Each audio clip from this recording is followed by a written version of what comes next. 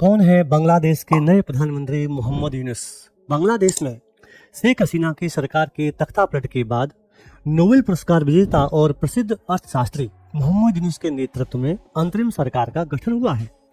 मोहम्मद यूनुस की पहचान दुनिया के प्रसिद्ध अर्थशास्त्री के रूप में होती है। उन्हें माइक्रो फाइनेंस के लिए साल 2006 का नोबेल का शांति पुरस्कार भी मिल चुका है।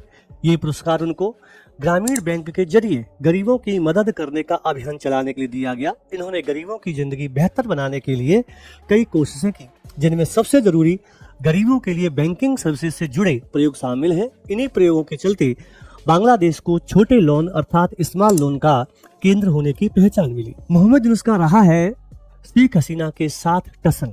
वो हसीना सरकार के कट्टर विरोधी माने जाते रहे हैं। उनके ऊपर किए गए केस के बाद उन्हें देश छोड़कर जाना पड़ा और उन्हें फ्रांस में शरण लेनी पड़ी थी। साल 2008 में जब शेख हसीना सत्ता में आई थी तो उन्होंने डॉक्टर यूनुस के खिलाफ कई मामलों में जांच शुरू कर दी थी।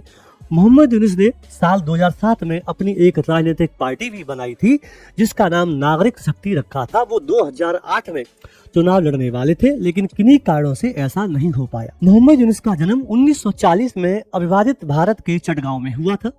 1969 में उन्होंने अमेरिका से अर्थशास्त्र में पीएचडी की। 1983 में बांग्लादेश में ग्रामीण बैंक की स्थापना की और लोगों को छोटे लोन देकर उनको गरीबी से बाहर निकालने में मदद की। 1984 में रेमन मैग्सेसे पुरस्कार से नवाजे गए। इसके बाद 2006 में नोबेल के शांति पुरस्कार से नवाजे गए।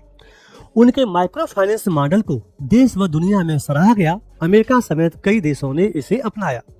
2011 में ग्रामीण बैंक प्रबंधन निदेशक पद से हटाई गई। यूनुस की ससुराल बंगाल के बर्धमान जिले में है। मोहम्मद यूनुस ने अंतरिम सरकार के प्रधानमंत्री के रूप में शपथ नहीं ली है, बल्कि वह मुख्य सलाहकार है और यह पद प्रधानमंत्री के समकक्ष है। मोहम्मद यूनुस गुरुवार को पेरिस से बांग्लादेश लौटे। शाम को उन्हें राष्ट्रपति मोहम्मद शहाबुद्दीन ने बंगाल भवन में आयोजित एक समारोह में अंतरिम सरकार के प्रधान के रूप में शपथ दिलाई।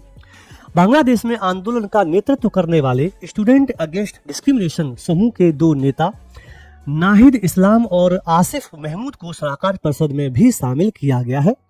इस सरकार की एक महिला सदस्य सईदा रिजवाना हसन को पर्यावरण के रूप में काम करने के कारण साल 2009 में गोल्डमैन पर्यावरण पुरस्कार से सम्मानित किया गया है। उन्हें बांग्लादेश में न्यायिक सक्रियता के अभियान के लिए 2012 में रेमन मैग्सेसे पुरस्कार से भी सम्मानित किया गया है। मेरे प्यारे दोस्तों, अगर इस प्रकार की बहुमूल्य जानकारी अगर आपको चाहिए तो मंच आईएएस क्लासेस को ज्वाइन करें। धन्यवाद।